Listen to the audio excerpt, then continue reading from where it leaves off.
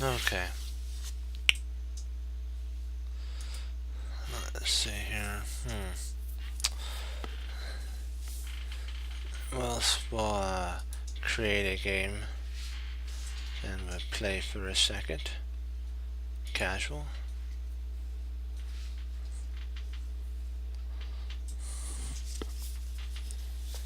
Yeah, we're gonna start today. Play the French. Play the French. With John Watson.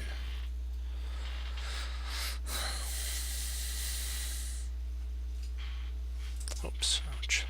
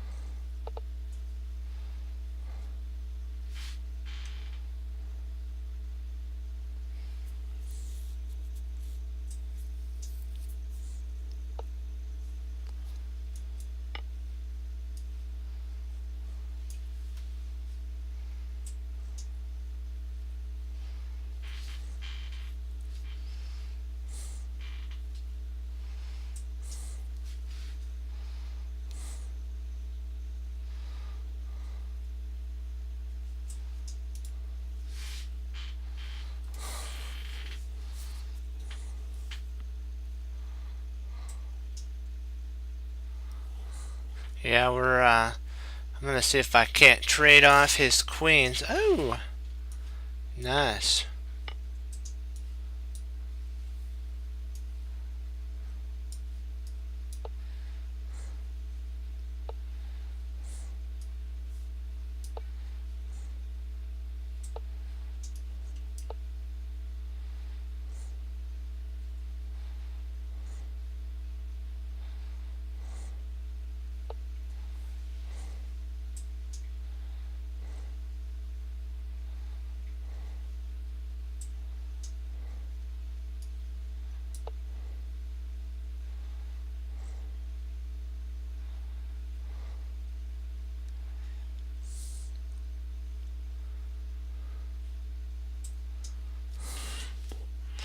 Should be winning a piece here.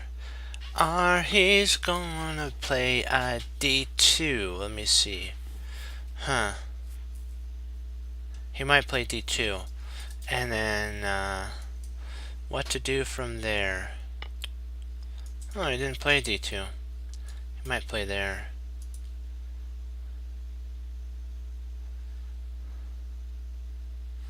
Our bishop there.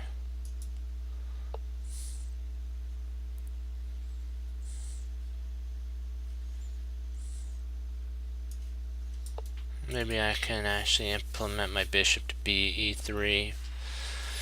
Potentially go for a dual pin, maybe even knight f6 and to g4, and kaboom, we got him.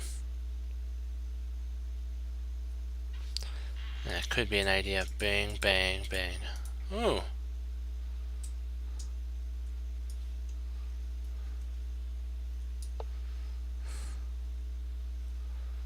You might try that before. Then I'll retreat back. Then you might try knight. Or maybe I should retreat my bishop back. Yeah. I'm really thinking about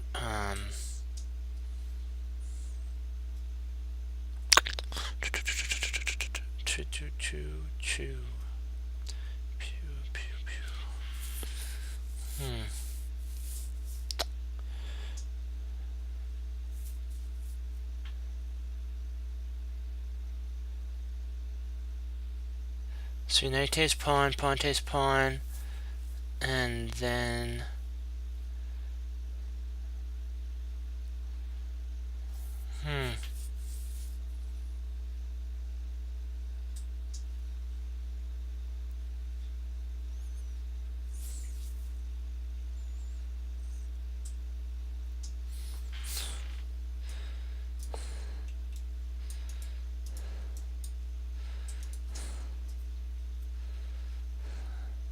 Just thinking, should I retreat or should I go? This kind of is more of an attack, so I can play there. I also have knight in and an in. So that's interesting to say the least. Interesting.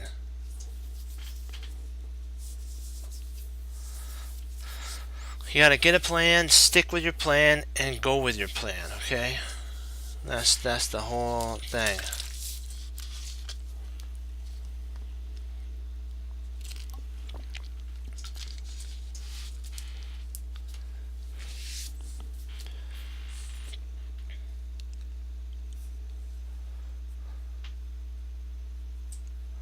He might let his time. My opponent might let their time run. Because they're thinking, should we bring over a rook here? If they do, oh.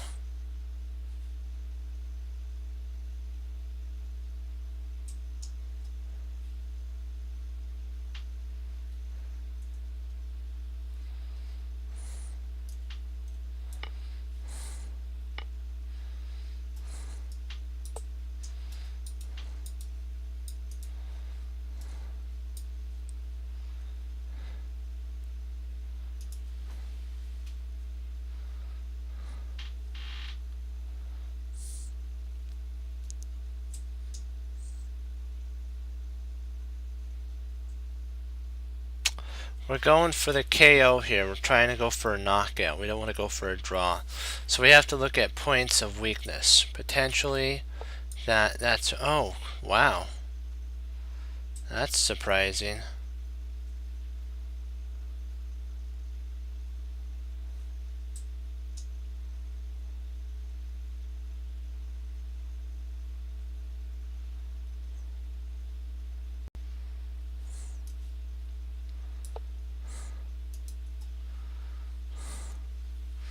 Because I want to hammer home here.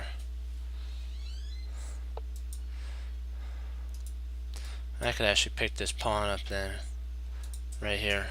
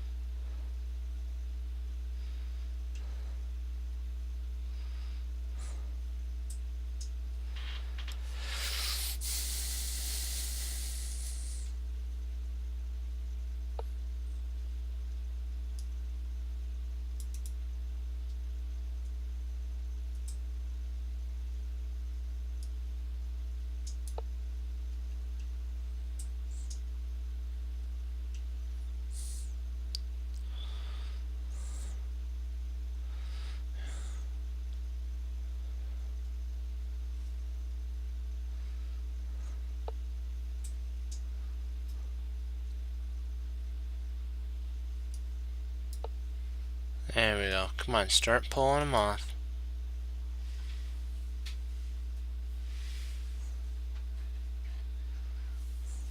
First one gets traded, king takes.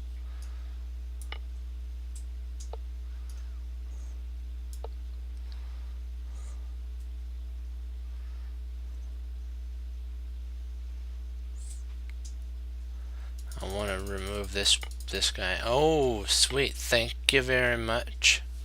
You just helped me there.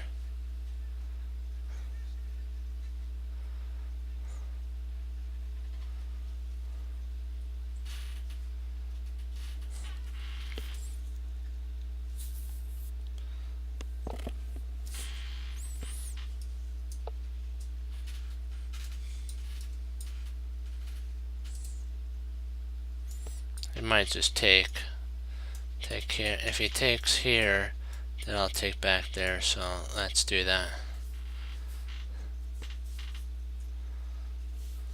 We'll get it ready because he's gonna. Oh, it doesn't take. Oh, interesting.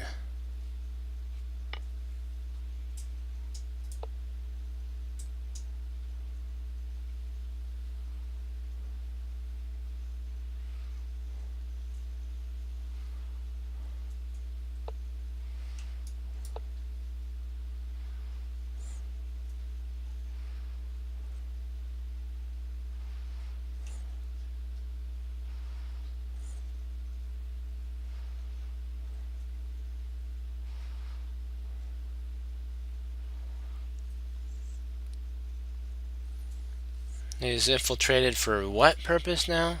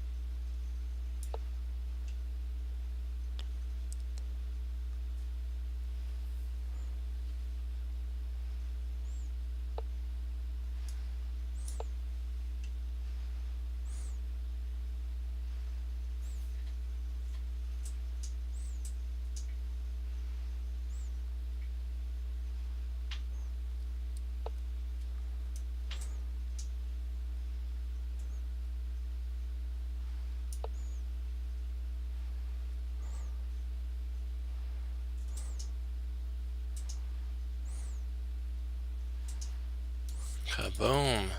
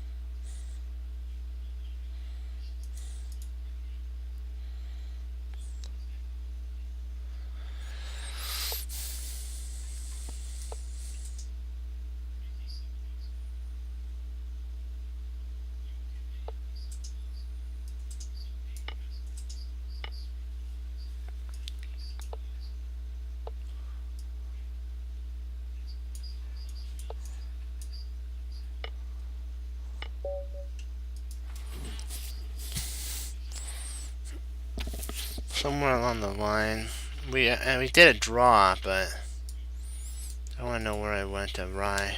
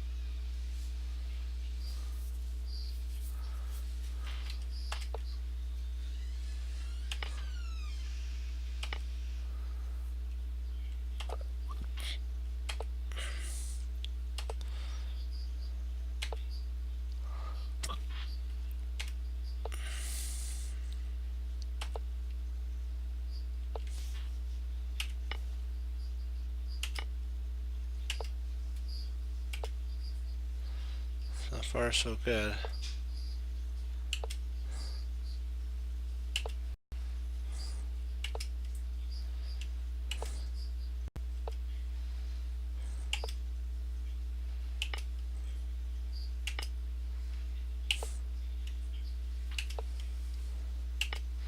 This is kind of weird. It's almost like this guy is using a computer. This is kind of a little creepy. Okay, good. He stopped. He either stopped or something. That's weird.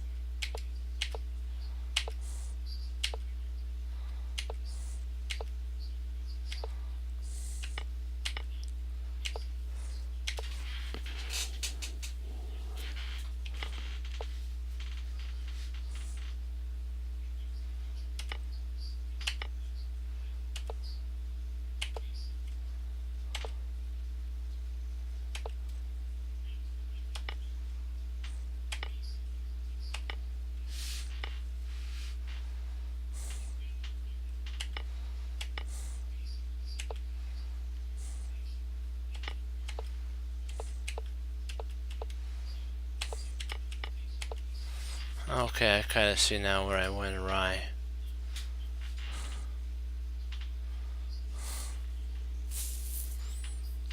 Hey, how you doing?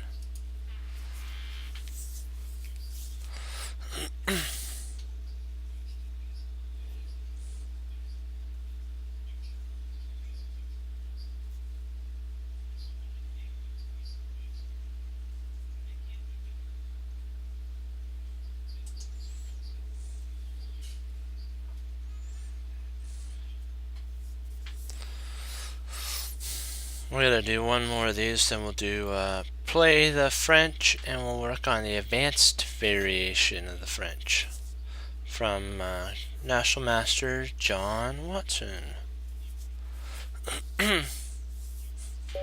So we gotta do that.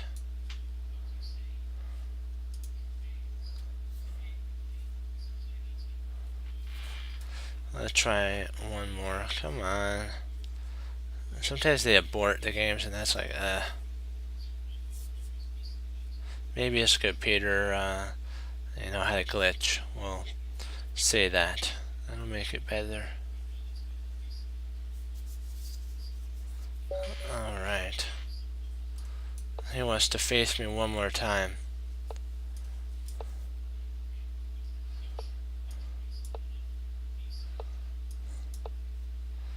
Oh, don't tell me. He's doing the Leningrad Dutch.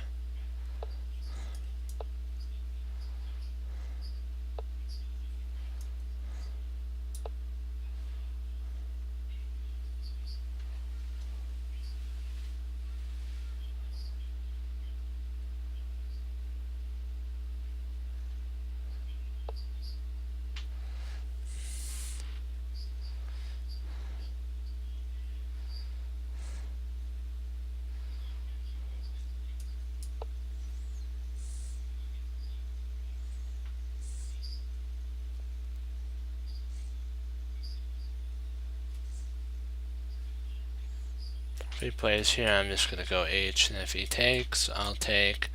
He could take, then I take, and then now I have a pretty secure attack at that point. The queen side has been neutralized, and then I have a king side attack coming down the pike. Yeah, the French does start out with a disadvantage, but you have to remember that if with proper play, though, it either can be a draw or a victory too. It's all who knows the most in that line. And that's why we're studying. We did the London system. If you guys are interested, we have part 1 and part 2. And now we're going into a line for black. The black line. Actually, that is a line. I mean, the French for the black side.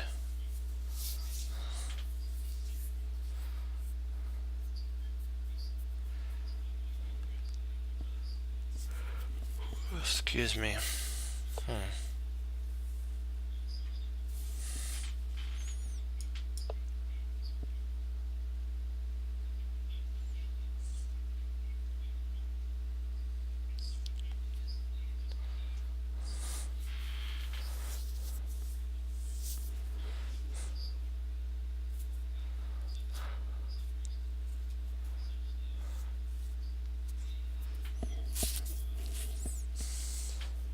I'm getting rid of his good bishop. It's kind of weird. You'd think about that it's a bad bishop. That's actually his good bishop.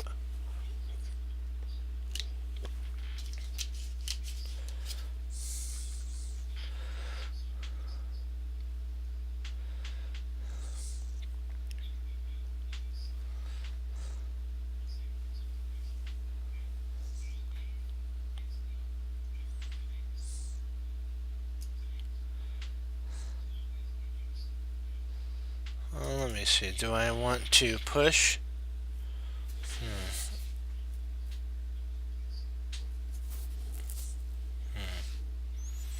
Do I want to take?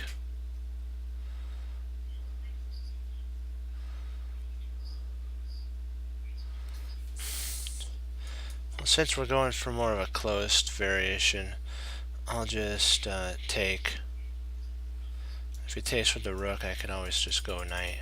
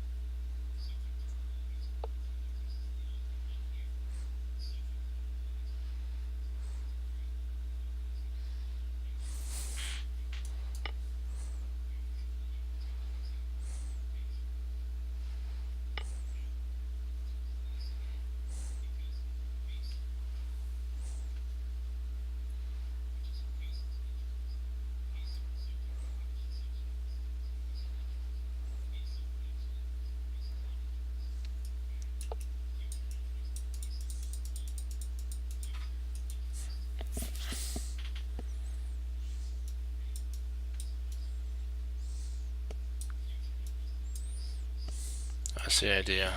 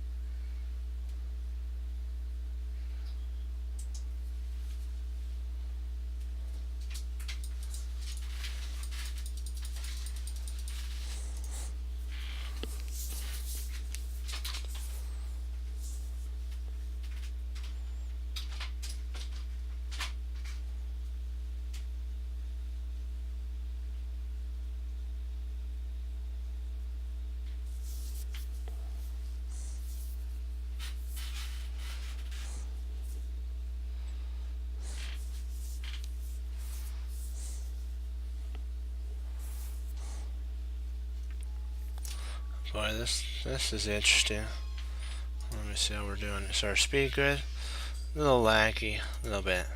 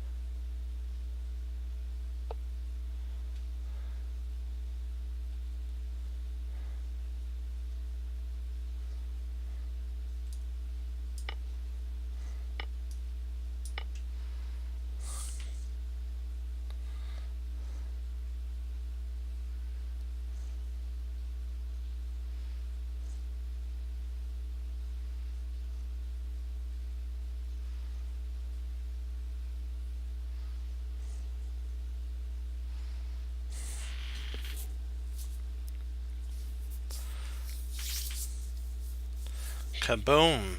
You gotta love that, or boom.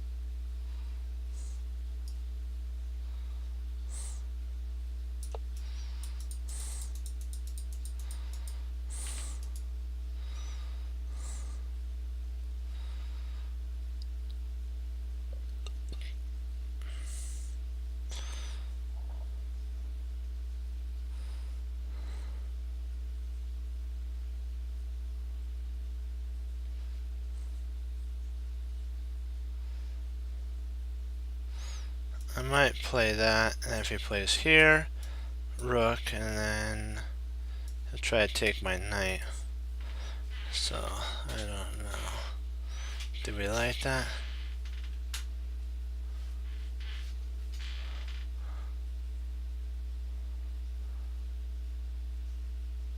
I love it, yeah.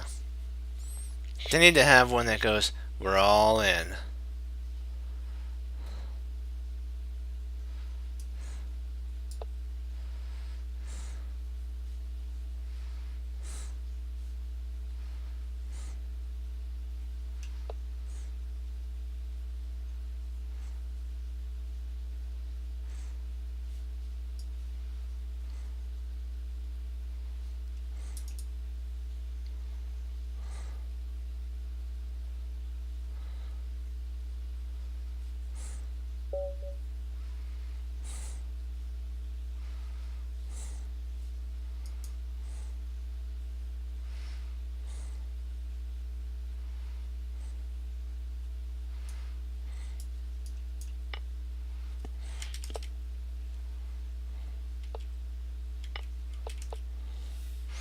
He probably made a mouse slip wanting to play there, but I still think that we're still winning at this point. Because then now we're going after this weak pawn. Yeah.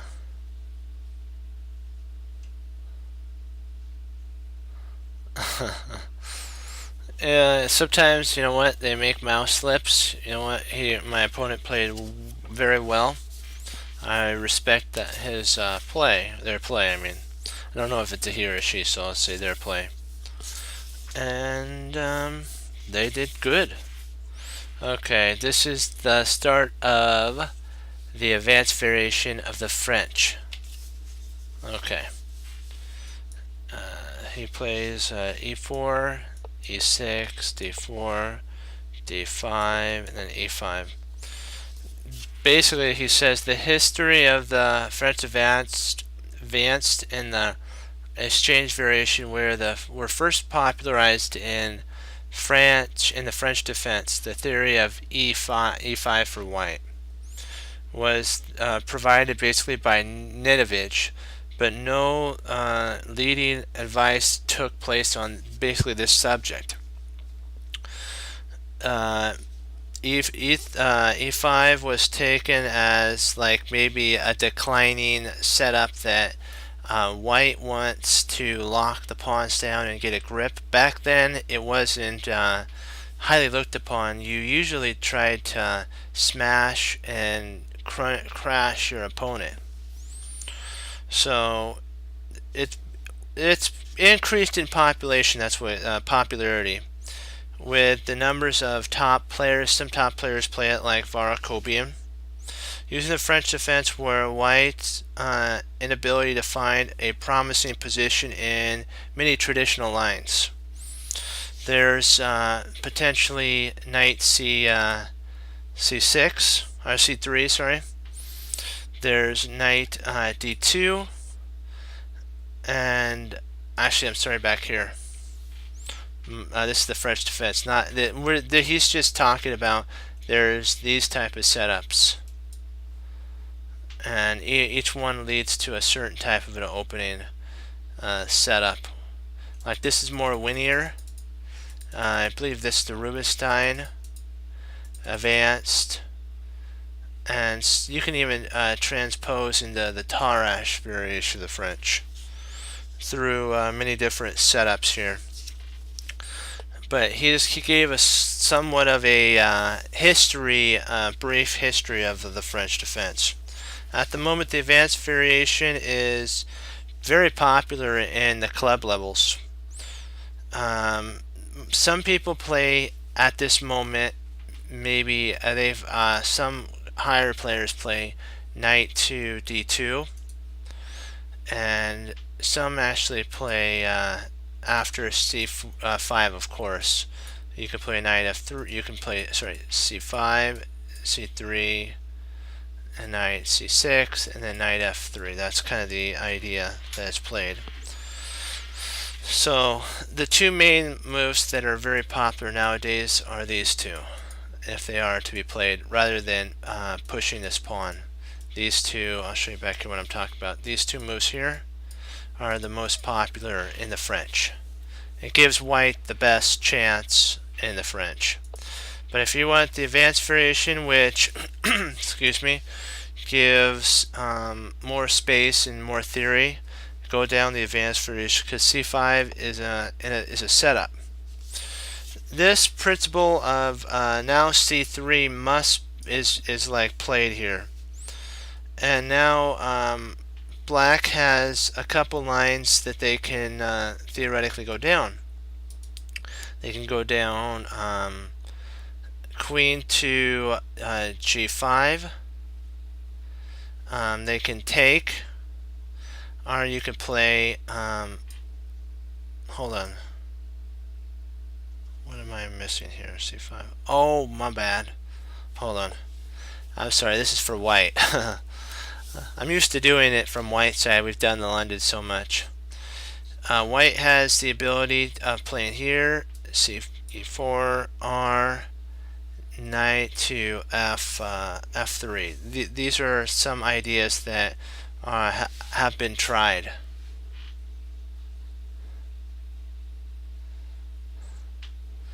Yeah.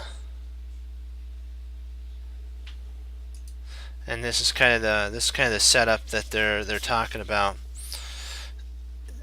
And he does say that there's some lines, but we're going to go down the main variation line. So let's keep with that. Let me see here. This is the first line that we're going to go down, is after c3. Let me see. C takes, no, D takes C4. Let me see. What's black's first move? I'm trying to find it. See, there. C5. Oh, sorry. My bad again. This is white. I'm so used to playing. There's this move here, which one of the white's popular options is mainly like what we talked about, C3. C3 is the main idea. Yeah, C5 is big early in the Caro-Kann. That's right. That he's starting out with line one of the variations. He's got a whole bunch of notation here, so I'm going to try to break it down, and we're going to go over it. So rather than taking, usually the players play C3. This is a weakening of the structure. Knight C3 is actually played. Not C3. Knight C6. This you can play bishop takes here, but then you run right into queen to G4, and then you have to actually weaken your structure with G6, or you have to play. Actually, sorry, you can retreat back, but basically G6 or retreating back is an idea. These two ideas, but this kind of is counterintuitive, but there are these ideas. Okay. Queen. This actually not that one. Knight F3 is a exclam mark here, and white should avoid playing the bishop to F4 line, because it's dubious. This is a very dubious line, because what happens is now you can actually take the pawn here with your bishop, and if the bishop plays bishop to D3, that's actually a mistake, because watch, this actually sets up for I believe white can actually potentially, or black can win a pawn here. I'm trying to remember the line. Let me see if I have it in my notes. See, there. Queen to B6 is that's the pawn move. I knew there was a winning of a pawn here. And then knight C3, Kerplunk, you win a pawn. That's an exclam, another exclam move, because this actually was played in a game. So king F1, that's the way to guard the knight. So the king loses castling rights, and then now we go D4, and this again picks up potentially another pawn.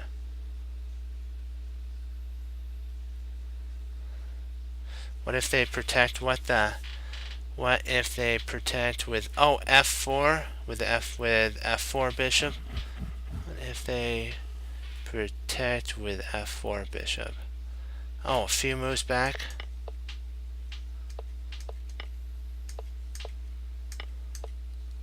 Or are you talking about right here? This move here? F4. Talking about that one?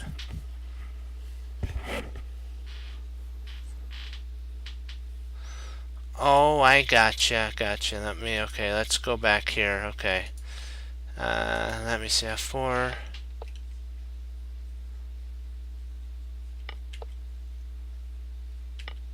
Oh, I know what you're talking about. E3, right? Are you talking about E3? What if they protect with E3?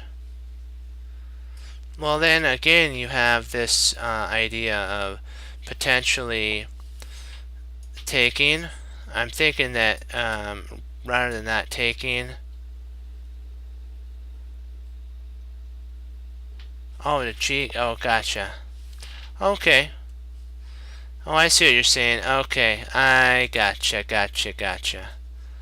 Right back here. Okay. Well, in that line, let me see here. I still think that this is a good move, queen to b6, because now you're attacking this pawn here, so the queen's either going to have to slide over or he's going to have to give way with b6. Either way, he's about to give up, or potentially, I've seen people play h5 Harry, h4, and then they build a massive kingside attack. Oh, what's the engine? Evaluate it? Okay, let's take a look.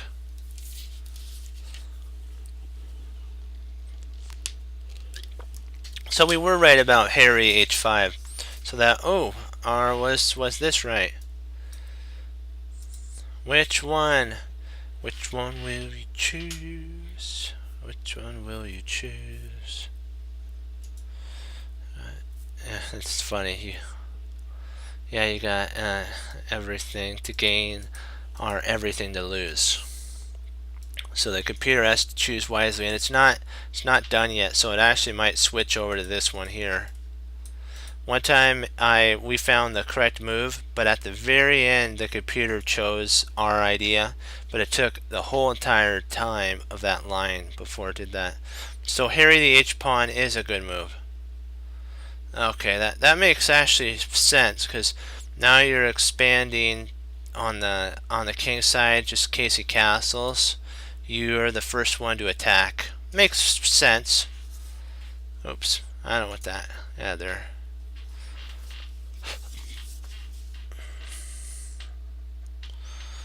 Okay, bishop takes the pawn, kaplunk.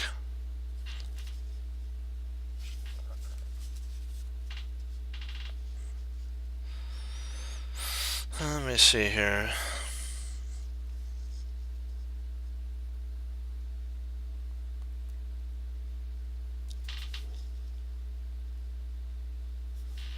You're saying that there is a line after this if oops, sorry, here. No, it's because it has to be move 6. I'm trying to find it in my notes. This book's a little different than the other one. The other one had a lot more writing in it so that I can kind of understand. So there's writing in this, but there's a lot of notation. So you're just going to have to bear with me. I'm getting used to the new setup. John Watson is a very thorough teacher. So I like that. Let me see here. C3 is what he's saying potentially is in a playable move on move 6. Then knight G to E7. Knight F6. G6 to try to take that bishop. And bishop. Then you have F6. And now we got in our first break. Oh, hey, how you doing? We got in our first break, and F6 is actually an exclam move. Our first break was C5. We did that. Our second break is F6, and if white can get those 2 breaks in, he's in 7th heaven, because that means that he's the one who's pushing the sitch at this point. And when this opens up, black can castle with a rook on the H file. So black is the player who's playing black is smiling from ear to ear if they can get that move in. They're going inside. You can't do this, but inside they're going, yes, yes, we got him. We got F3, F6, and you can't do it out loud, but I know inside the player's going, yes. Well, I would be going yes, because we got it. B6. This is only counterplay that white basically can throw at black. E takes F. And that's kind of forced at this point. Let me see. E takes F. Okay, queen takes. And now when castles, we're totally dominating here. Bishop D3. Now when white's trying to get themselves castled. If they can't, they're basically done. Now castles. There's also another awkward line after this. There's one more subline that could be played here. Queen to G4, but there's knight E to E, knight G E7. This is an exclam because it's the poison pawn line. If he actually grabs the pawn, you play rook to G. You actually gambit 2 pawns. Well, no. Well, no. I am reading from a book, yes, but I'm also, because some of the notes that I took, I wanted to make sure I have them right, and I am reading from this book here. I'm making sure that I'm putting them in right, because I haven't done the French in so long. I used to know a ton of the lines, but we've spent so much time with the London that I have to kind of re-up my French, and so I found a really great author named National Master John Watson, and so we're going to be doing this series. And that, yeah, because he says these are the most common. This is actually his second edition. He had a first edition, but he said that he had to add a second edition because of how much the French has actually changed in its development. There's more and more different type of unique lines that are starting to come out, and so he said he had to make another book on it, and he added more information. And the first book was great, but this book is very thorough. Let's see, where are we at now? Okay, takes rook G. Okay, bishop. Queen takes here, and then kerplunk. That, I know that looks like a suicide move, but it actually does work. And king takes, and then now you have bishop to B, and he's just going to start falling apart. Sorry.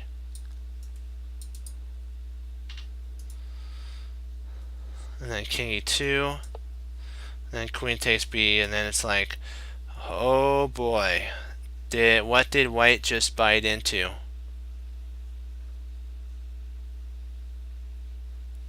What? Excuse me, 1 second. Oh, yeah, it's this is the move why it's a poison pawn line, because what you're doing is for 2 pawns you're basically dragging the queen away from the defense. If you notice, she's out of play. There's really no way she can get back. Yeah, and this actually does happen, he says, in some of the games. Players who don't understand the French as white, and they get a little too overzealous on pawn grubbing, they end up getting defeated, he says. And he says, not in a fun way. He says these tactics are really common that will happen. You can even sack a piece to get a rook, and this rook's protected, and this rook's basically going to fall. There's no way to protect it. Let me see. Is there another line? Let's see. Okay, no. Okay, knight BD2. Not knight. Wait a second. Did I miss something? Oh no, wrong spot. Okay, now this is where it leaves off. So knight takes C5, then not knight. Bishop takes C5. Sorry. This is back here. I'll show you the lines so that you know where we're heading up to. This is a line that if you take, this is what could happen to white if you take. The majority of the players, he says, usually don't take, but you have to know what would happen if you did take. And so he does a good move there. Then you take. So white's playing a good move with knight to F3. It holds this pawn. And so you have to know what to do with all these different lines. Yeah, it should be an interesting line for sure. There's a bishop D2. This is a subline. There's also this has actually been played, he said, a lot of the times. A3. It's a dubious move. See, the whole basis on A3 is B4. He wants to get some queenside expansion. So A3 in theory looks okay, but you have to remember, black's developed. He has two pieces developed already.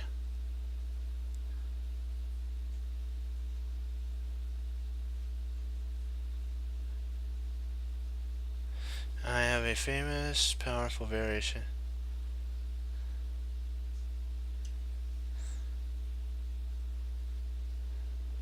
Exactly.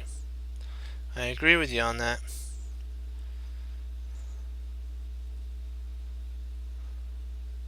That is true. Very true.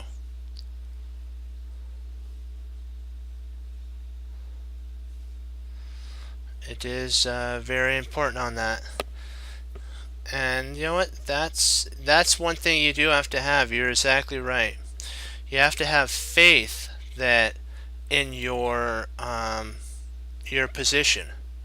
And you know what? Sometimes you get a graceful position like we talked about back here when your opponent plays. Let me see. Where is that?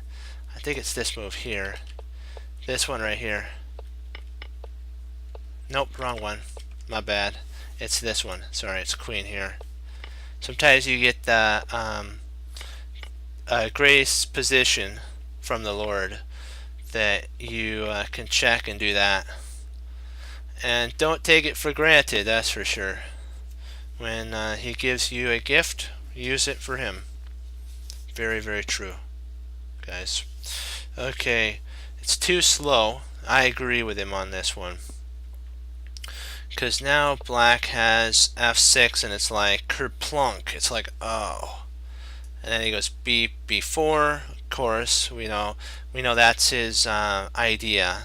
Then he goes b5, and it's like, it's an interesting, b5 is an interesting move. Oops, I gotta go down one more. Excuse me, guys. There we go. But it's a little too, it's overextending if you want to think about it. Very overextending. You could actually grab a pawn here, and it's like, what did you accomplish? You expanded, but you lost a pawn in the result of that. It's like, so knight takes, of course pawn takes, and then queen h5. You pick the pawn up, of course, but black has accomplished their total desire is to clean this center up. If black can clean, I always call it cleaning up after white. If he can clean white all this, mess in the center, and and black has these two pawns here, nothing for white here. Black has a really good game, because these squares here where white wants to keep their pawns keeps a cramp, a bind in the center. But if black can get rid of these two pawns, even if he has to sack or give a pawn back, he's still better in that line. Because no longer does white have that central bind. Let's see here. So knight takes, f takes, king f8. Yeah, you don't want to play up here and weaken, because if you did that, I'll show you. This move is only loses a rook. Potentially you could play here, but it's just not that good. So you can just move your king over and guard the pawn. You're gonna lose Alekhine, or Emmanuel Lasker. His twin. I call this Emmanuel, and then twin number 2. His twin number 2 is going to be lost. So that's just the name of the game. You have to be okay with it. Then kerplunk, and then bishop c7, and now black is rerouting and getting ready to escort these pawns up the board. And it's just black's winning here. the center, and close to, he said, the game almost. Bishop e3 is a forced move. Now you're attacking that rook in the corner. Potentially you're getting ready to get our Alekhine and Ding Lauren and Ding going up the board. So you have Alekhine protecting Ding. Okay, so let's see. There, check, king takes. Okay, F, okay, bishop F4. Alright, rook A2. Knight E7. And why not? Well, you know what? Remember, if you notice what the Grandmasters do, they develop their entire army. They don't go for a quick blitz attack. If it's there, and they know that they can win, of course go for a tactical win. But if you don't really see any reason to push, and your opponent's locked down, they don't really have any moves, just develop a piece. You know what? Put the pressure back on them. Say, I have another piece developed. What do you have? And then they have to go into a pretty deep think, which would eat up their time, and eventually they might get into time trouble and kapow, you win the game because they'll blunder a piece or something. Had that happen before. Opponent blundered a piece on because of time. 1 second.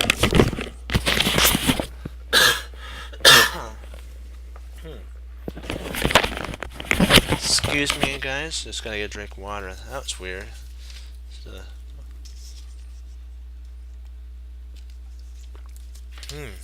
That's good.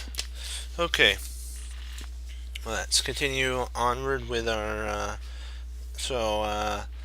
B2 that attacks the queen. So black's like saying, I'm not out of it yet. You know what? You can attack. You know, you can try it, but I can get some attack in what? And black's like, don't you remember? Your center isn't closed anymore, so you don't have the power. I have the power to push.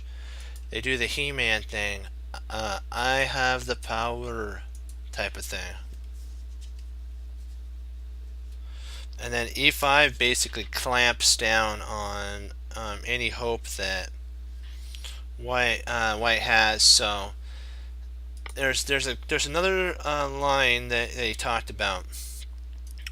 If bishop to what it says bishop F. What am I missing? Oh, bishop F4. This line is again another dubious line. It doesn't really do anything. Yes, it develops a piece, but what for now? All you're doing is guarding a pawn, and eventually this is going to be opened anyways. So then queen b6. Remember, you still have Achilles heel on b2. And then queen g3. Bishop g3, queen takes, the pawn, kerplunk, knight bd2, and knight g ef. And now, with having white has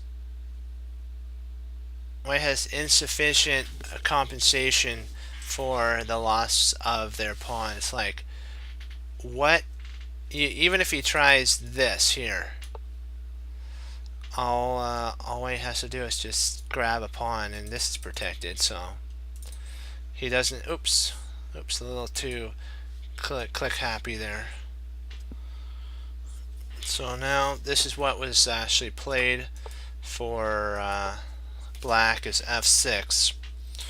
The cleanest course, since it basically liquidates the center for sorry.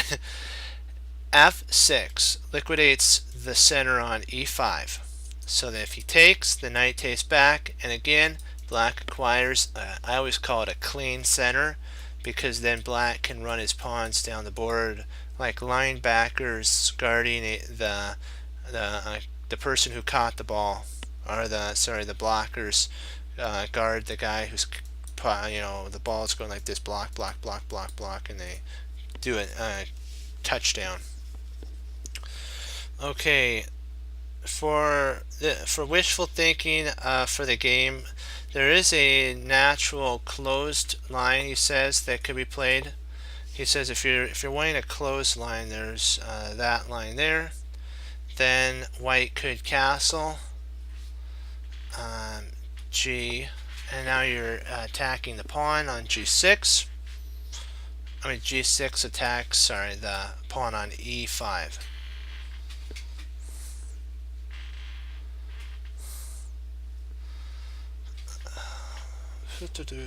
Okay, so sorry, rook e1. This is kind of a forced move. You can't play there, of course, because you get attacked. So only move to defend. And then queen to says, hold on, what am I missing here?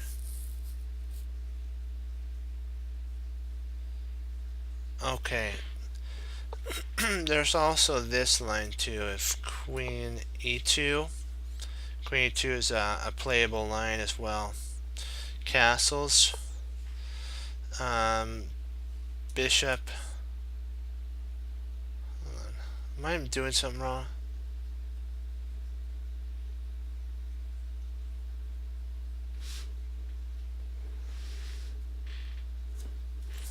Oh, I did. Makes sense. These are a little harder notes to read, so you gotta bear with me. I haven't looked at these. There's a lot of notation in here, and he has sub notation, so I want to make sure I'm doing this precisely. Castles. Oh, C3. Okay, yeah, that makes sense. Okay, that's because potentially knight can jump in there.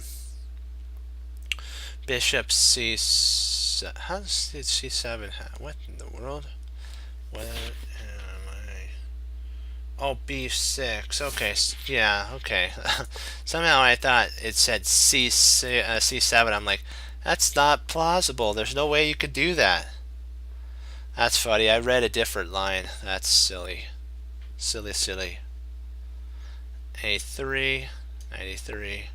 He doesn't have to worry about the bishop taking here and fracturing this pawn chain anymore. So he just develops his knight out,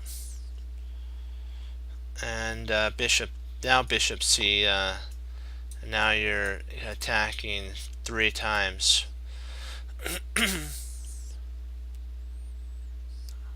G5.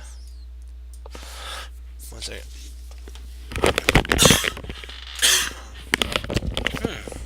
Excuse me. I don't know why. It must be allergies. There's a lot of. I have grass allergies sometimes. It really gets me in my upper respiratory. Sometimes it tickles. If I sound stuffed up, that's kind of why. And let me see here. This actually is from a game. This when he plays here, this is actually from a game. So he took it from a game. Then let me see. He tried. Hold on. What am I? Did he? I don't think he played B. Let me see. Did he actually play? White should try. Oh, gotcha. This isn't the move he was saying. Right here. This is White's best try to hold on to his E pawn. Otherwise, he'll start losing control.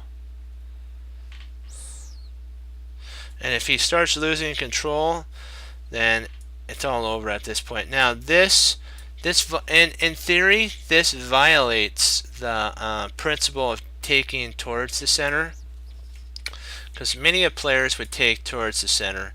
But in this line, it makes sense because now you're opening up the file for a rook to go and attack e5 as well. So the rook can go to f5, and now you have again 3 attackers.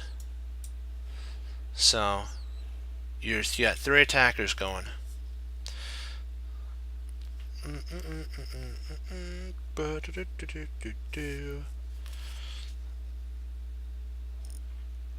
see, what am I missing? Okay, there. But since the main line is okay, so we did that line. Where's the line B? The line B is this right here. Let's see here. So F, line B is a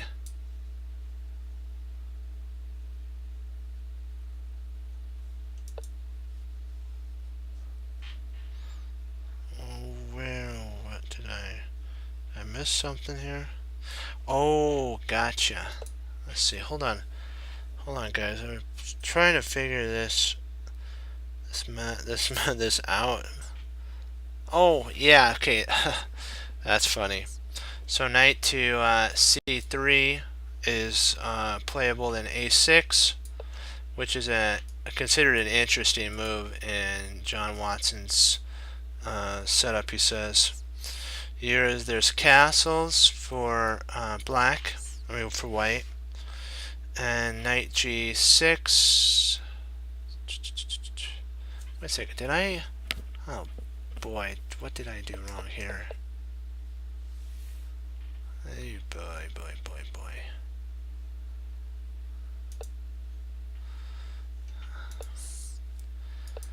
Okay. You have to get rid of this here. He's talking about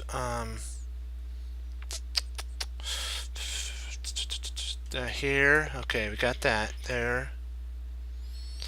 A6. Now I had it in the wrong spot. Sometimes it's irritating. It's like then I have to go back and figure out where I went wrong. But it's all about learning. That's the whole point.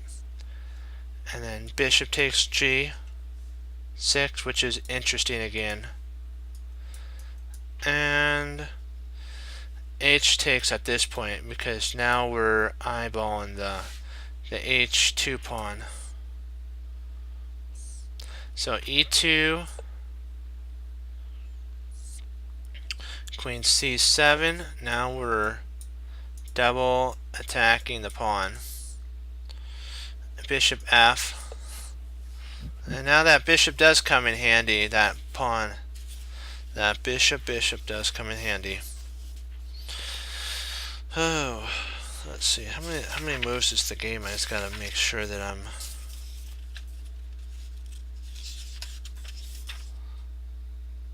Oh, he only takes you to a certain spot and then drops off the game. Okay, so he's showing you the opening. He doesn't do like what our author did, the other author. He doesn't give you a full game, so we gotta analyze these lines of the French. So let me see here. Where are we now? Okay, okie dokie. D7, Queen D2. I just wanted to make sure that I didn't miss anything. And then castle queenside, and now we're doing pretty good. Now we got a potential attack in the center. Okay, knight here. The last actually I think yeah, this is the last subline. B6. Again, remember we have that idea. Castles. Knight G6 to attack the bishop. Bishop G3. Let me see.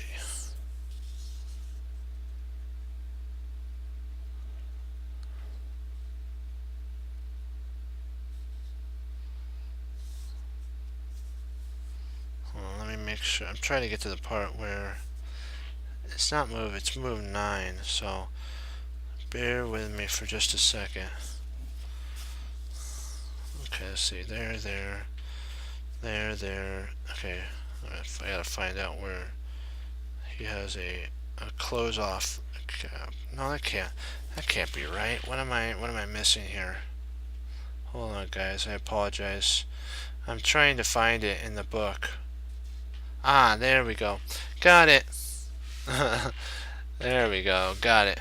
Because there's that. He does this, and then you have to find out where the break off other one is, and that's when the line continues. Otherwise, you have a sub line inside of the line. And we want to go over this first. And then now Kerplunk G takes. And it's like, whoa, you know, hello. There. Okay, that gets an exclam mark.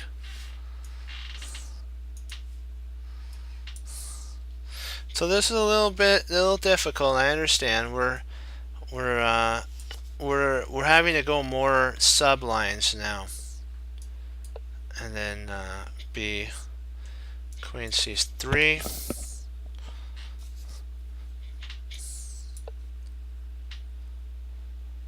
D4.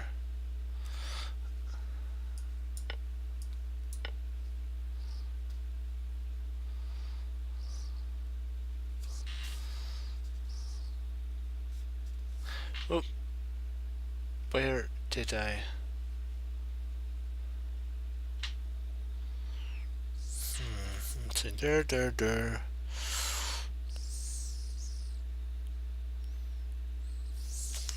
Queen takes, gotcha.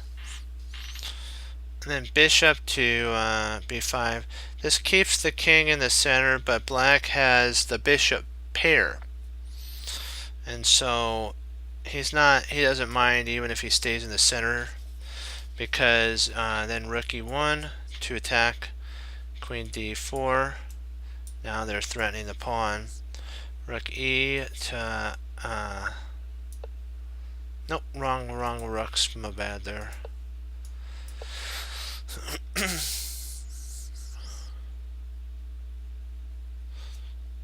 Okay, rook d. Okay, a6 to attack the bishop. Bishop f8 or f1. Rook d8. This so that the king can flee.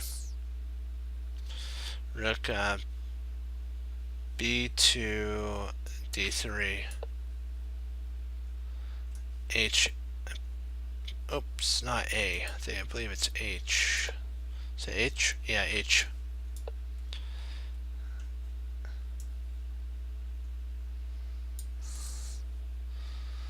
Rook g3.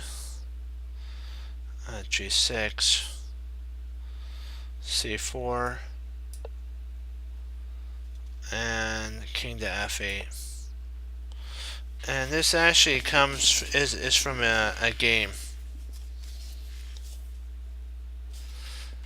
So this is actually from a game. So if you guys wanted to go over these after we go over and get to this part, you can actually go down here and you can find out this is the game that it came from. This one right here. So if you guys wanted to continue the game out, you just click here, you go there, and you click on the game, and it'll bring it up to another tab, and then you can finish the game out to see why eBurge won. But we really can't do that at this moment, so we're going to continue onward with our play there. So Queen e2.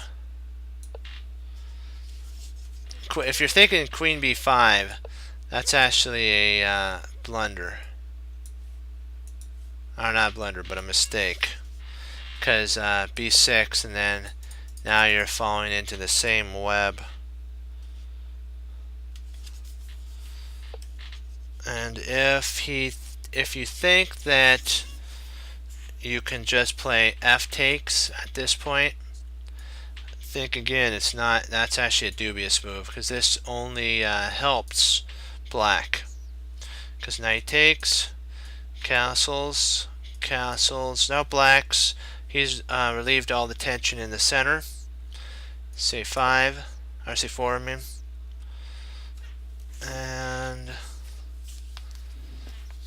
queen to d6.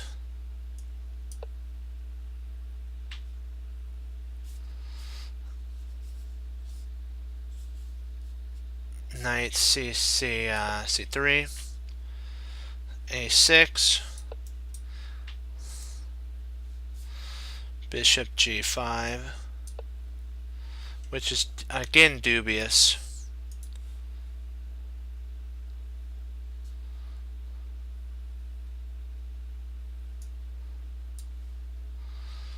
And then knight g4.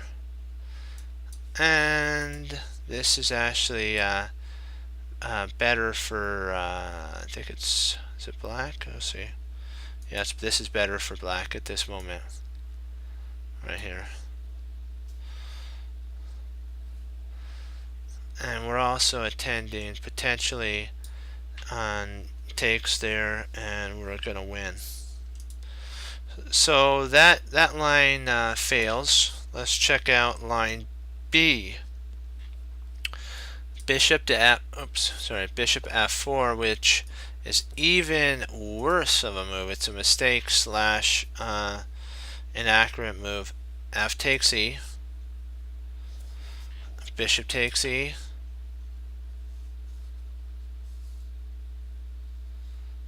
Let's see, where does it leave off though? Let me see, where do you leave off? Where's the close?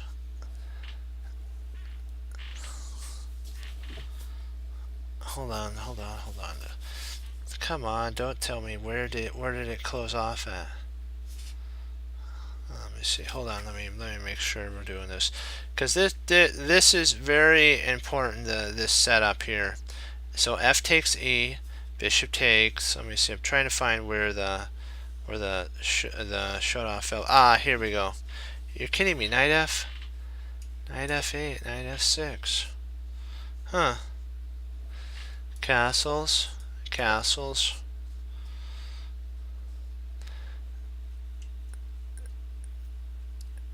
Let's see. E4? That can't be right. What am I not seeing here? Oh, H3. H3, that's it. Then Knight E4. Gotcha.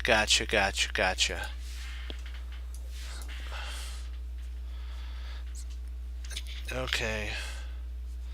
Queen E2. Rook goes kerplunk.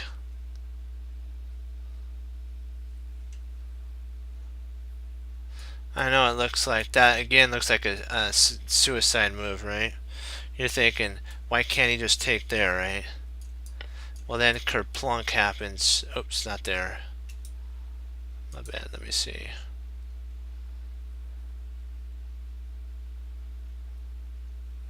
I guess I don't know why it doesn't work. Let me see. Does he actually take here? Let me see. What happens if he takes?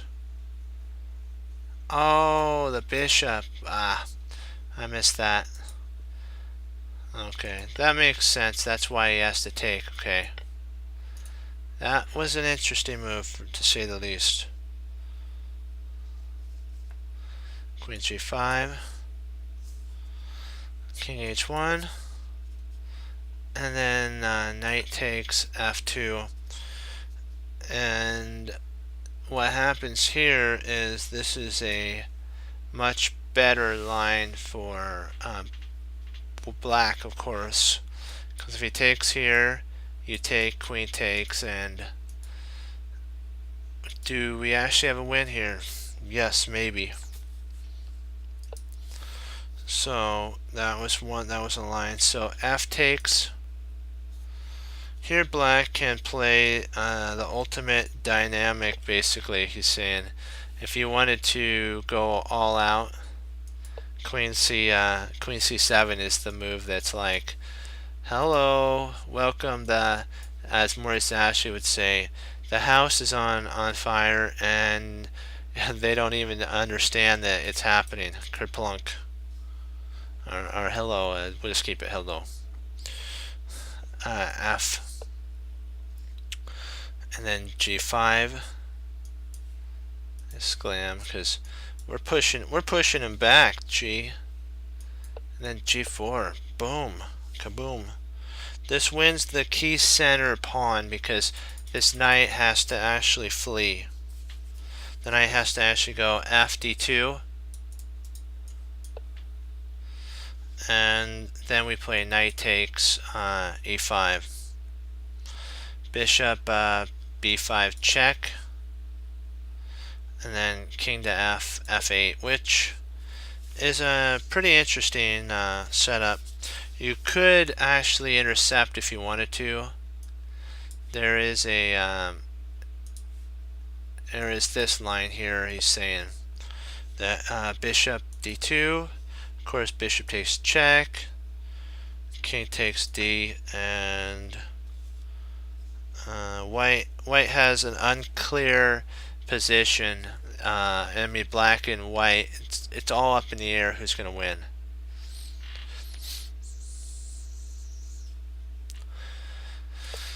So that's why I kind of played that move there. And let me see, knight C3, bishop D D4 to guard that way and attack there. So castles, A6 to attack the bishop, and bishop D3. So all of white's pieces are starting to have a sitch, and with the idea of H4 and then pushing, white's position is basically gonna potentially fall apart here pretty soon. He has to actually play this move here to make room. H4, E takes, bishop takes, queen takes G4, kerplunk, you take a pawn, king H1, bishop D6. Hold on. Oh, bishop D6 all the way back there. Queen F3, and bishop to D2, and it's pretty intense here. White doesn't have enough for his pawn, the loss of his pawn. His king's on a pretty dire position. Potentially he can even get a fork if need be. So that's why knight takes. It's remarkable that this position might even turn out to be an advantage for black if you want to think about it. His central majority is very important, and white cannot maintain the outpost on E5 here, because eventually we're going to take, queen's going to take, and then bishop goes to D6, and we control the outpost. So knight takes. Let's see how we're doing on our time. Perfect. Well, we'll go through this. Well, we'll finish. This is a little bit longer, so well, we could go through this. We can get through this. Yeah, this leads to a degree of simplification. Watson says, but remember the imbalance of the knight on F6 can play an important role once these pawns start flowing. Knight on F6 can have a very critical role of guarding this square here, here, and here, these squares. So that's what he's trying to say is don't just think that he's down and out. So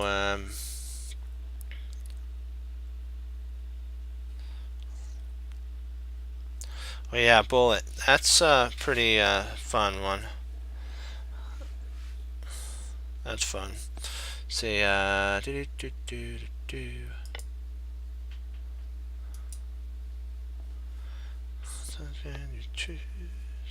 Got everything to gain, got everything to lose. Let's see here. So bishop takes here. They're saying that bishop takes. Bishop f. What in the world? What am I missing here?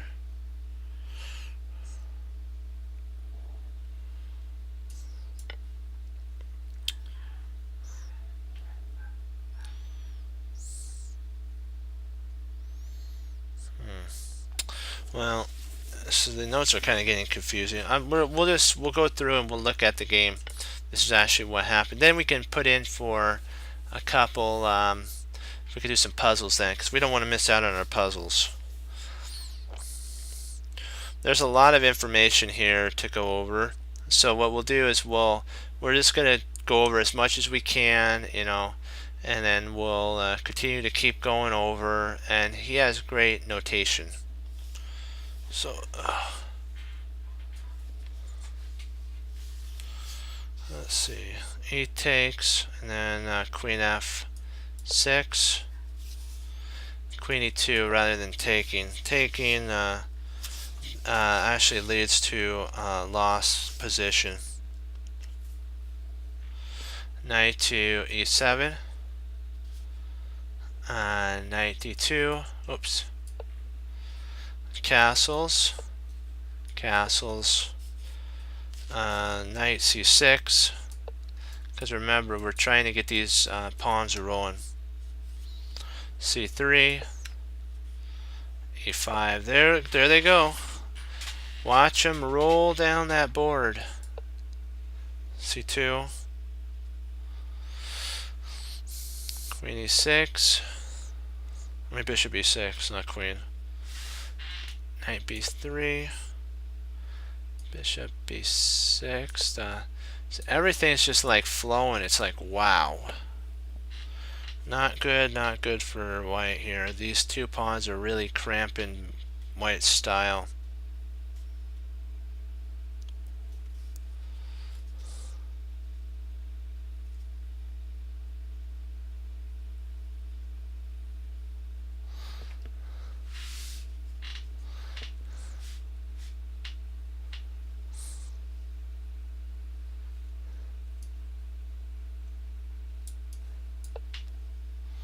c3, d4,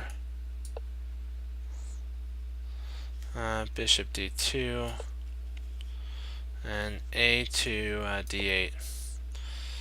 And this at this point, black was slightly better. This is actually from a game, so it's a really old game. When white played the takes back here, this is what he says here. We'll do the summary. When d takes, it is not clear which says it's not very clear when he takes here. Let me see. The position's not clear where you want to go, but there's always this weak pawn here to remember to go after the e5 pawn. And remember, once he breaks the center, if you can get rid of these pawns, you have central control, and you're just going to start rolling when the pieces are set up properly down the board. Okay, we're going to get into our there's my thing here. We're going to get into our puzzles. Hold on. What happened to my little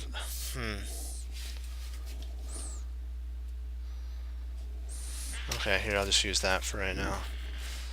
We'll do some chess puzzles.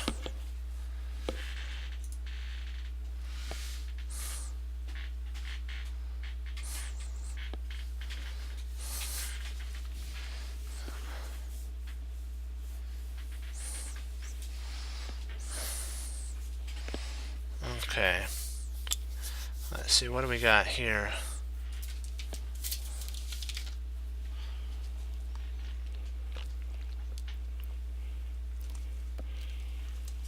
Man, that's good water.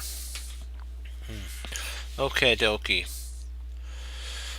Oh boy, boy, boy. Let's see here. Let's see. Let's see.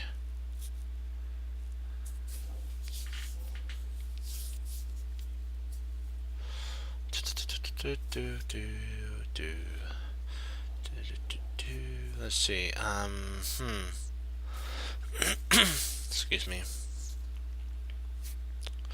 Trying to see. We have a pin here on this bishop, and then we're attacking it. I'm trying to see if potentially queen there isn't an option.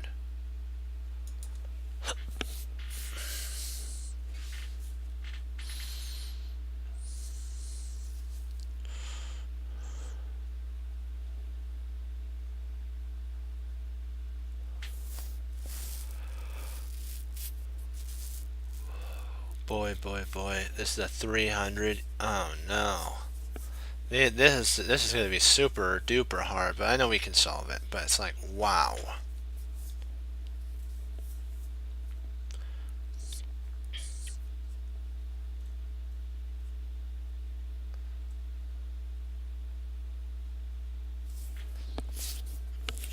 Let's see.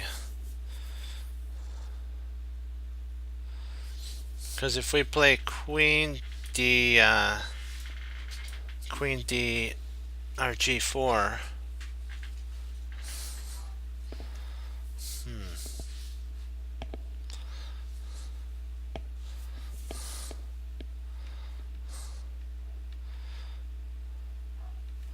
probably gonna do this one, then maybe log off.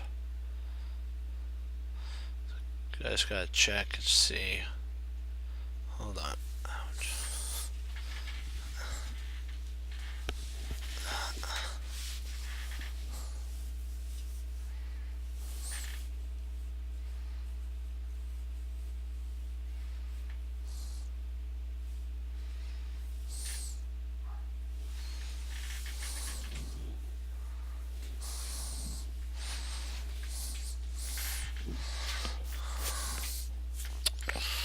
Let's make sure we analyze this properly. I'm thinking potentially, what do you guys think about Queen J4?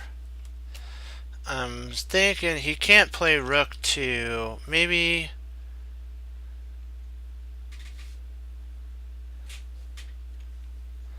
Queen G4. I'm not sure what can he respond with that. How can he respond? He can move.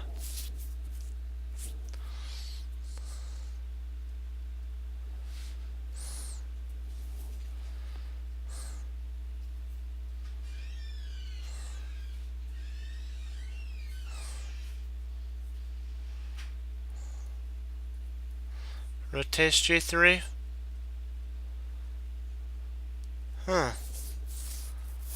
That's interesting for sure. Didn't even consider that.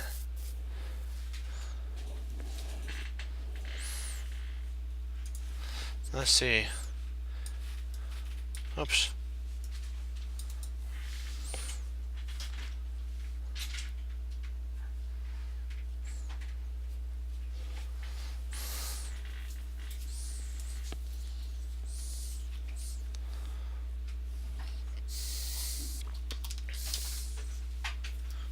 That's what I'm.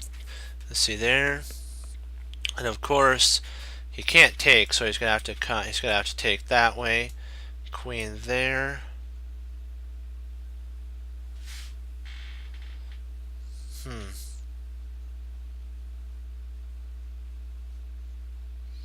Yeah, I'm kind of liking that move. Oh.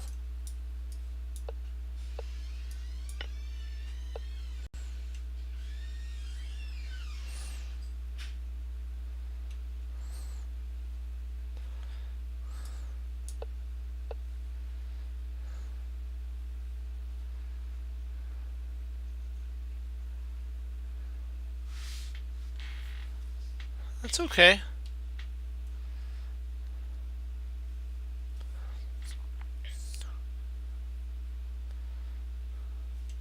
We had the right idea, but wrong piece take.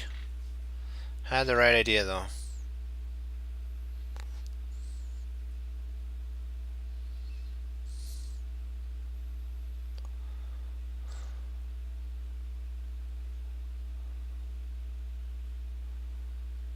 Yeah, it looked like it worked. We'll go over why it didn't work. Let's see here.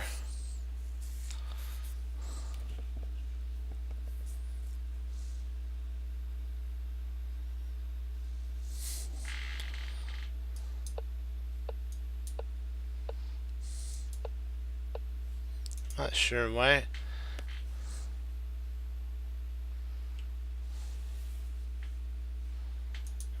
Let's retry that again. Okay.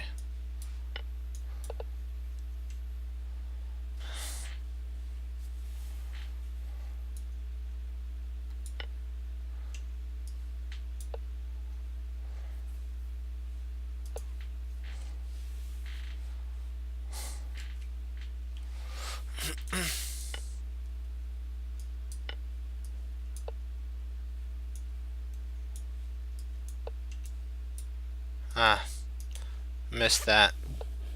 That was my fault there.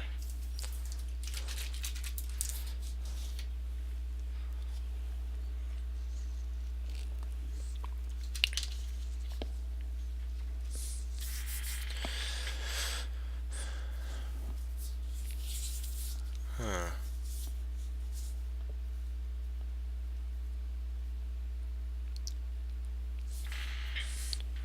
Thinking about this in between rook takes e5. Pawn can't take because if we play rook takes e5, pawn takes, well, I guess he could take. He could do that, huh? Interesting. So that's overthinking it. Ooh, maybe an in-between move. B5. Oh, B5. That's it. I missed the in-between move. B5, bishop, B3, and then rook takes E5. Because then the bishop's not protecting. When this happens here, and the bishop moves, this works now because this bishop is no longer, that's here, is no longer protecting this queen. So B5 is first move. Oh, he takes. Okay. Well, let me see. Do I want to keep the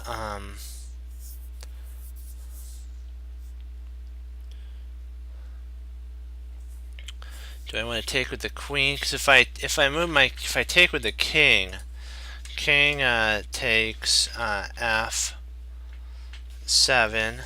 He can actually play queen takes e5. Because then the knight's pinned.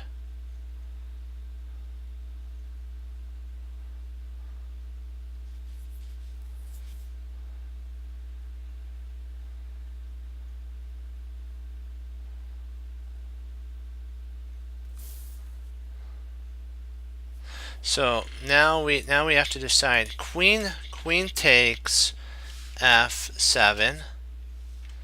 Queen takes e4.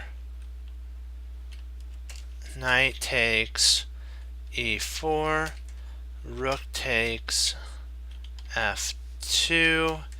King takes not f2, sorry. It's f7.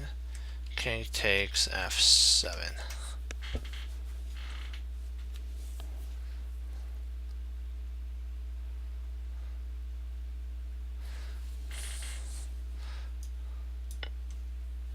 Because if this happened, this, and boom, he's lost a piece.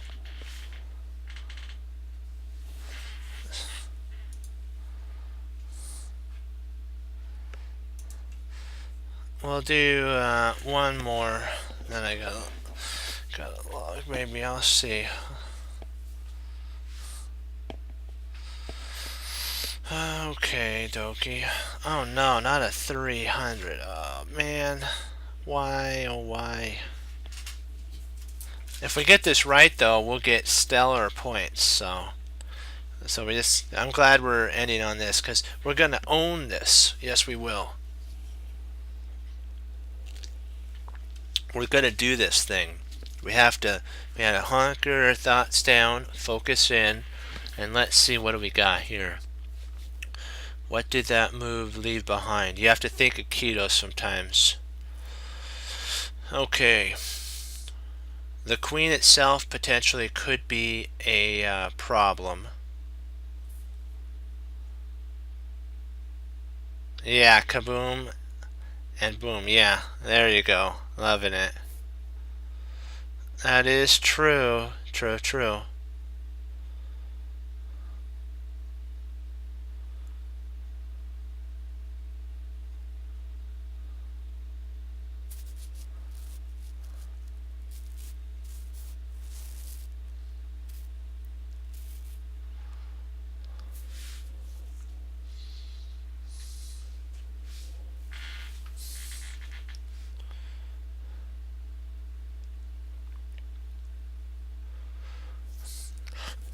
Excuse me. Sorry about that.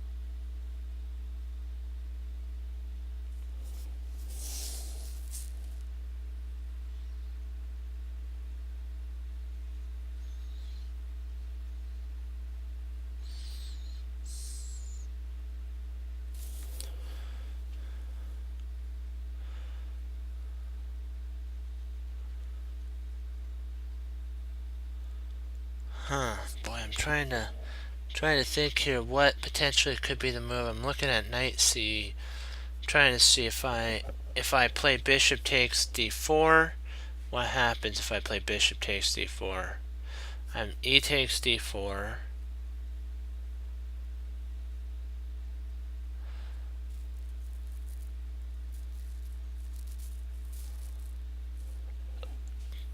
Queen takes d4. Huh.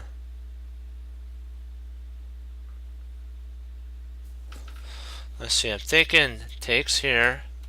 He takes there. We take there. He takes here.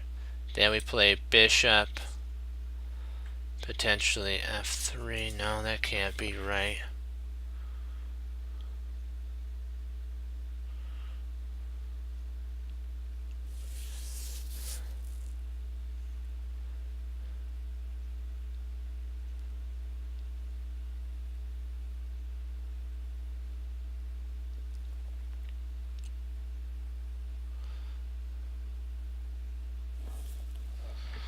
Trying to think here.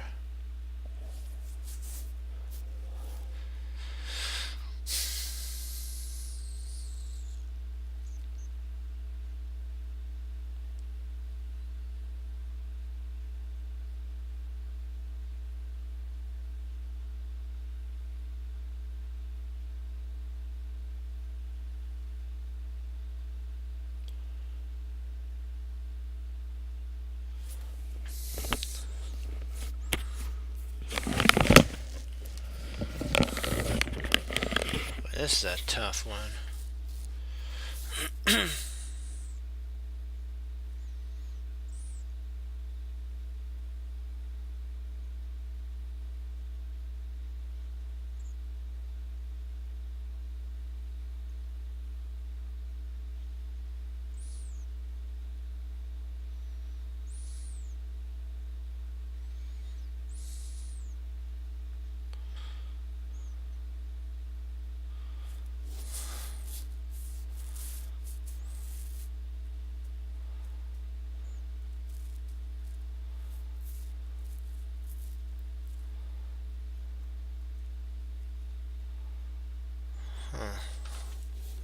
What do you guys think? Trying. This is a tough one.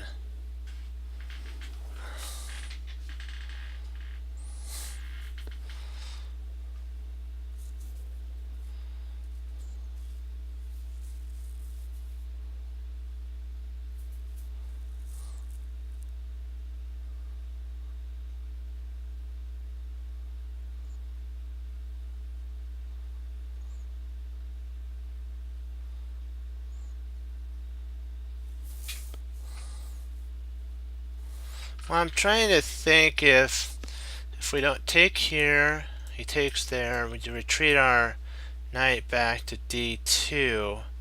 That attacks the bishop here. And if queen takes, bishop takes, and then this is still hanging, there's hanging, so he might try reversing this way after we bring our knight there.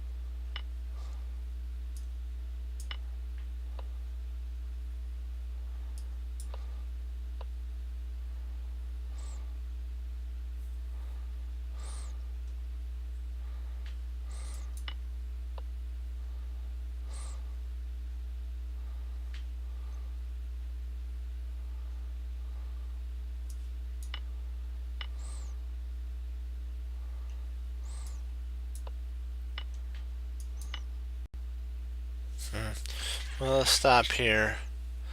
That was a tough one. Had the right idea though. Drat. Should have went with it. I thought for sure he was going to take here. Oh, then we got a check there. Okay.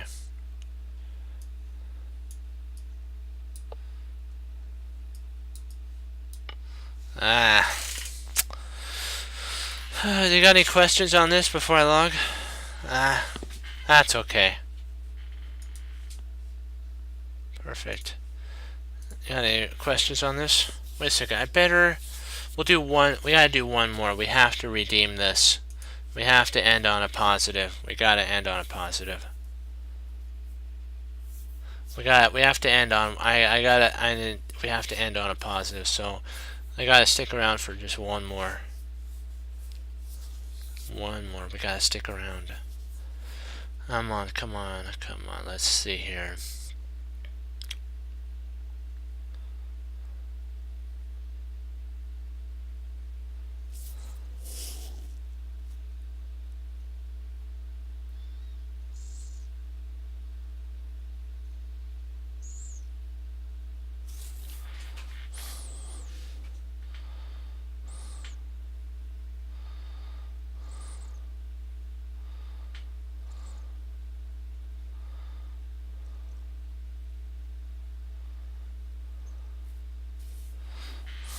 Yeah, we have to. You know what? Whatever happens after this, if we did our best, that's what matters. We're gonna do our best on this one. Whatever happens, we did our best, and then we'll end on that because that one was a really tough one. So, okay, let's see. I'm looking at king. I'm looking at for black, king to e7. King e7 here.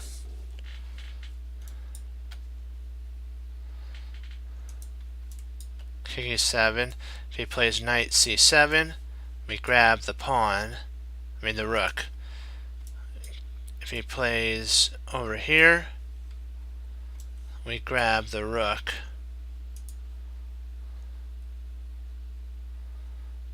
If we play here, then he takes there, we grab the knight.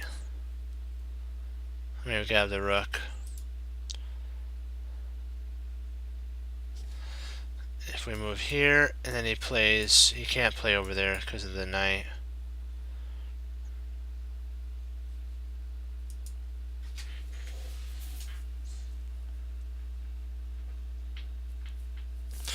If we play here, he could play rook to h7, then we take that.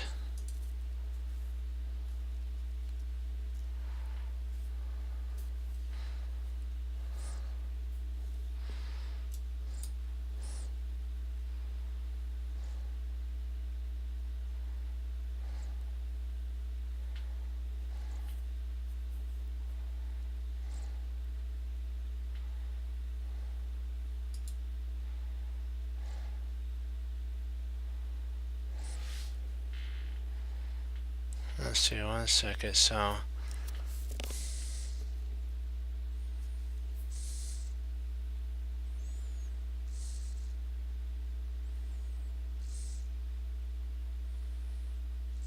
d3. There's no, you can't move to d3.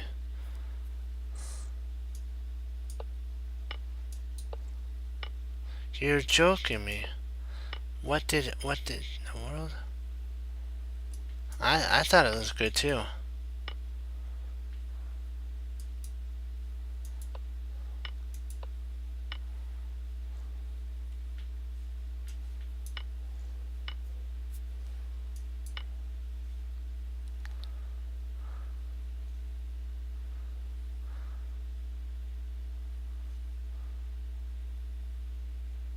Oh.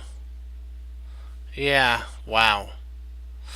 That was my bad there. Yeah, when he takes there, yeah, I guess that's the tactic that... Ouch. No, we just missed the combo. Well, hang in there for one more.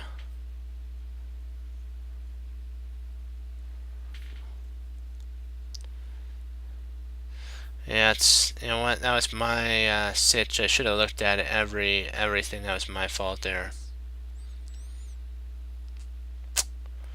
Let's see here. I'm trying to... This move's very interesting because I'd love to play queen here, you know, and then threat and try to checkmate, but this bishop right here guards this knight. Yeah, that is true. I do need to take time, and that's what we'll do, because it's important to learn from them, and at the same time, time taking is what either wins or loses a game. That's why Fabi is such a great classical player.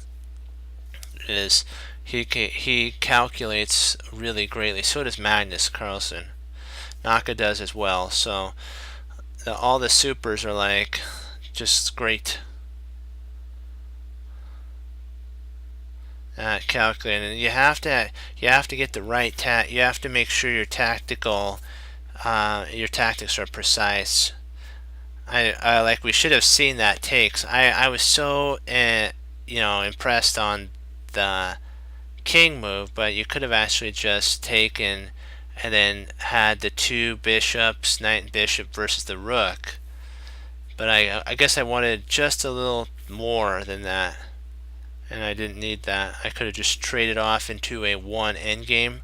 I think our idea would have worked as well, but if you want to get to an endgame where you're winning and you have two connected pass pawns, that would have, it's actually a better move, probably by like a 0.4. But I believe our idea was still good, yeah.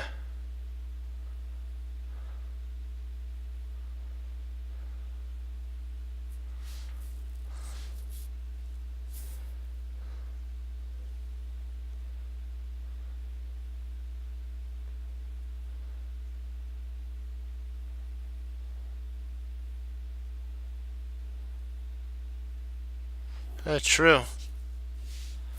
I agree with that.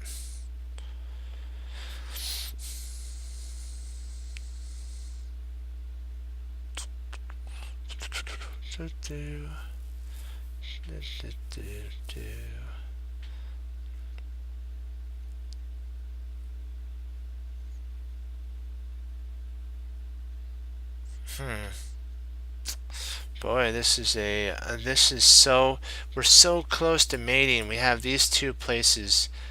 I was so badly want to play there, and then potentially get a mate here. I want to play here, but this is guarded.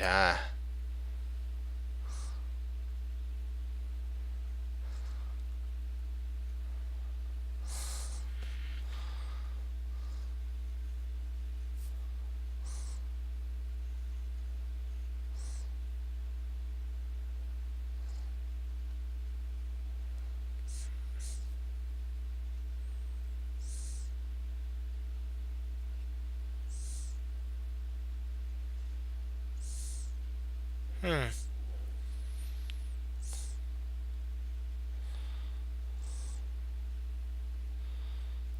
That does, because what you'd actually do here is if you played queen there, that actually does make sense, because what would happen at this point is if he took like what is said, you take there, he intercepts, then you mate. But if you play here, and let's say that he plays knight to d2, which is probably what he would play. Then you come back to queen to h4 check. King moves to g1. Bishop e3 check.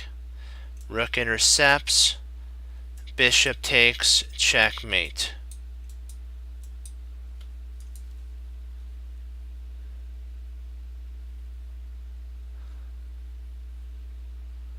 Oh, wow. Snap, crackle, and pop, yeah. Oh, that's so sad. We're so close. So close. What's... Okay, so that changes the whole mapping of that setup for sure.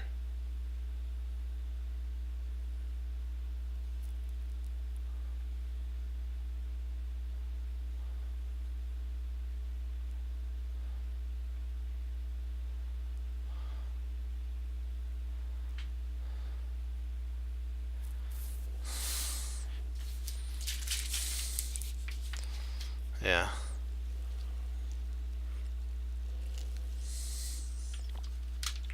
Good thing we talked that over. That would have been a tragedy there. So, how in the world are we going to do this?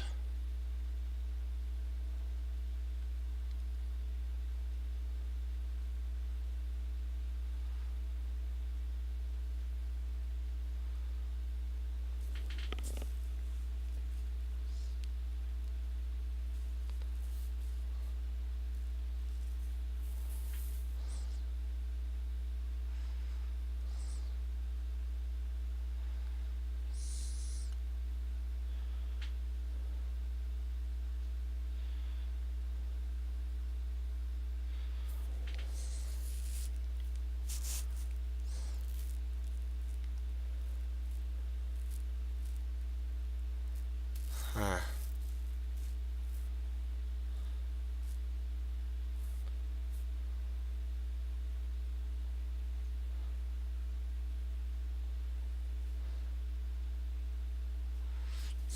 It's interesting, the proposal of king to g8. Sometimes you have to sidestep a mating idea, but I don't know, because he could actually play check here when we move over there, he brings his queen back with check. Therefore, he has a double attack here on the king and on the bishop, so we'd lose there.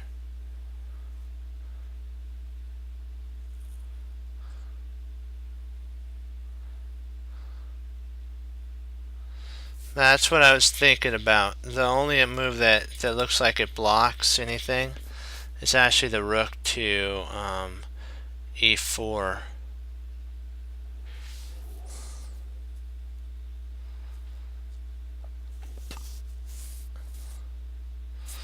Then if bishop takes e4, pawn takes e4.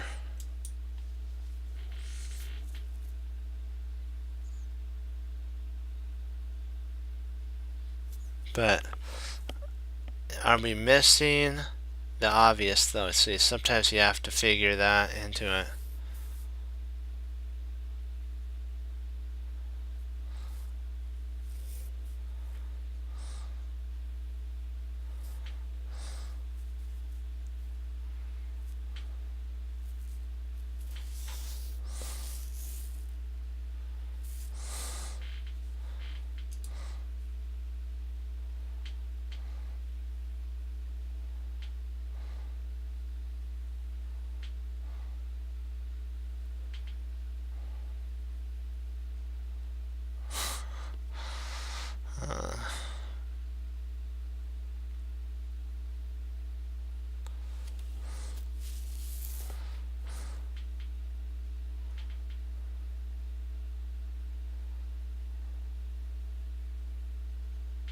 Yeah, because this doesn't work because of here, here, and back, so that doesn't. So let's see, here, takes, takes.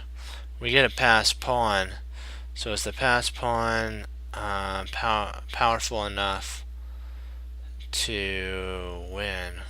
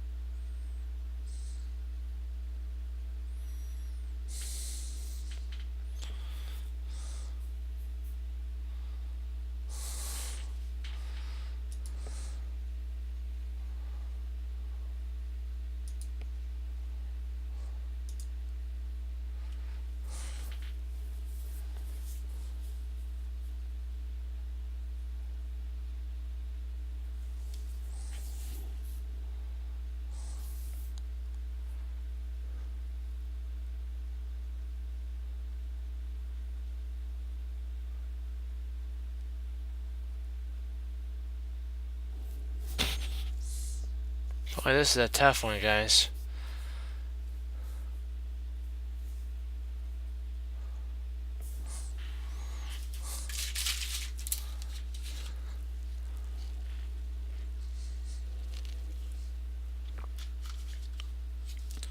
Boy, the only moves that could be played is this here. Oops.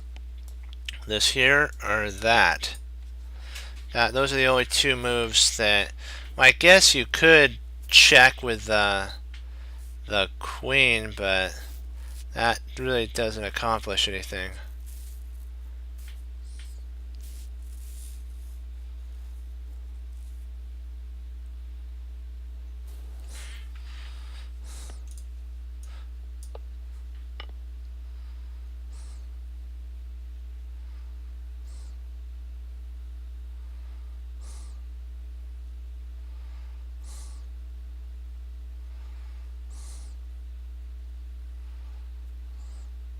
I'm thinking it has to, if we take queen takes, I know what you guys are thinking, queen takes e4, then queen takes e4, and d takes e4, and then rook takes F4. So we can't do that. So if we play D takes E4, I think that's the move. I think D takes E4. I think that's the...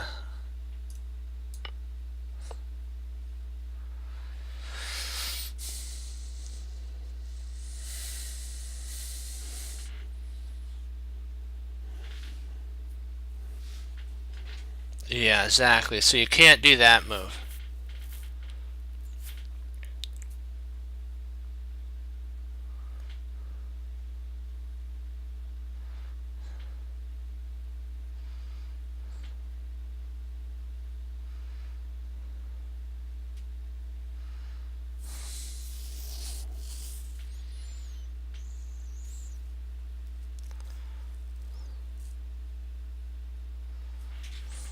Oh.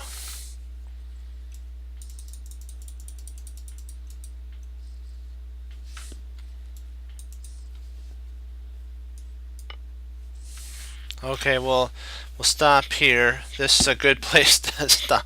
It's a good thing we took.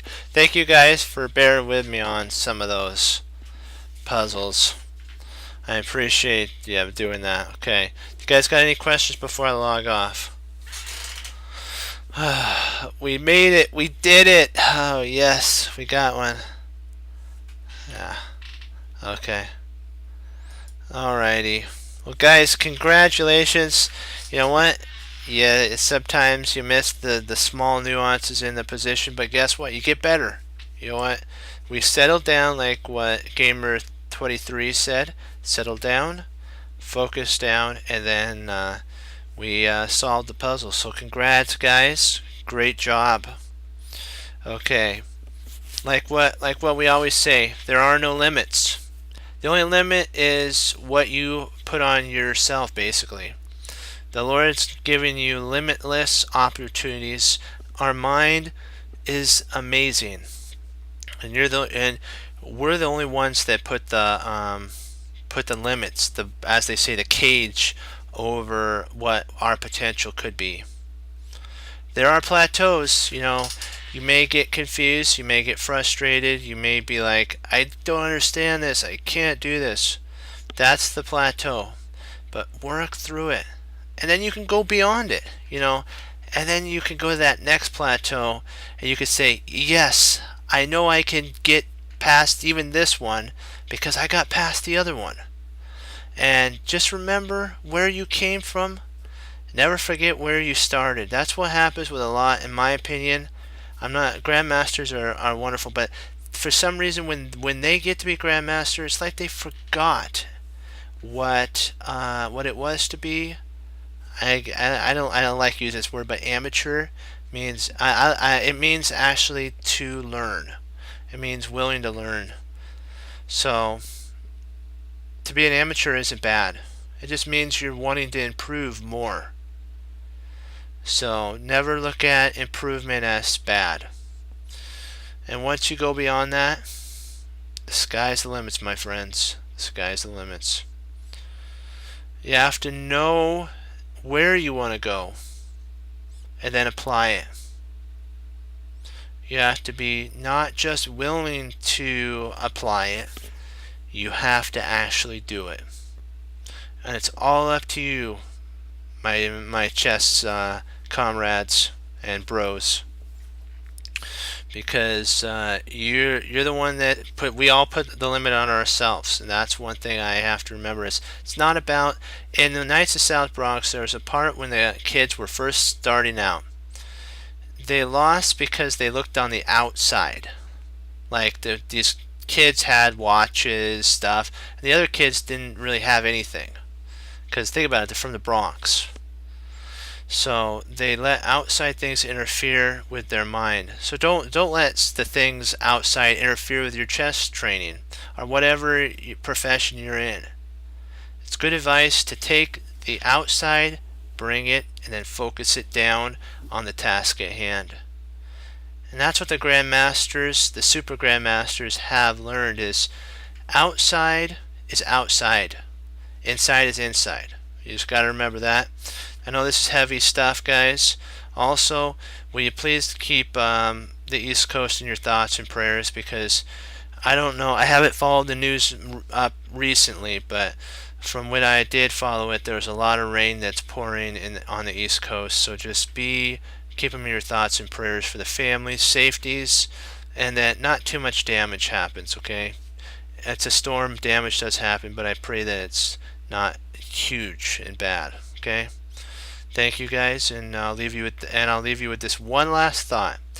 We are the ones that hang up our coat, hang up our hat, and we sit down, like Bruce Lee says, and we plow through that plateau till we go to the next one. And that's what we are. So we're actually, if you want to think about it, we're ladder builders, stair builders, our elevator builders, our escalator, because we're wanting to go up to the next level. Whatever it takes to get up there, we're going to do it. Even if it's a rope, we'll throw it up there, hook on, and pull ourselves up through the Lord, of course. And I'll leave you guys with that. As Wesley So says, through the Lord Jesus, and as I say, God bless, and I'll see you guys next time on Chess Cruncher TV. Have a blessed morning, afternoon, and evening. And Lord willing, I'll be back on, guys. We'll do some more. We'll slow down, like Gamer said, and we'll get more right. You know what? You have to always look at a day as precious. So, God, be blessed, guys, and you know what? Keep up studying. Go Team Chess Cruncher. Great work. Okay, I'll be back tomorrow, Lord willing. Okay, bye-bye, guys. Be blessed.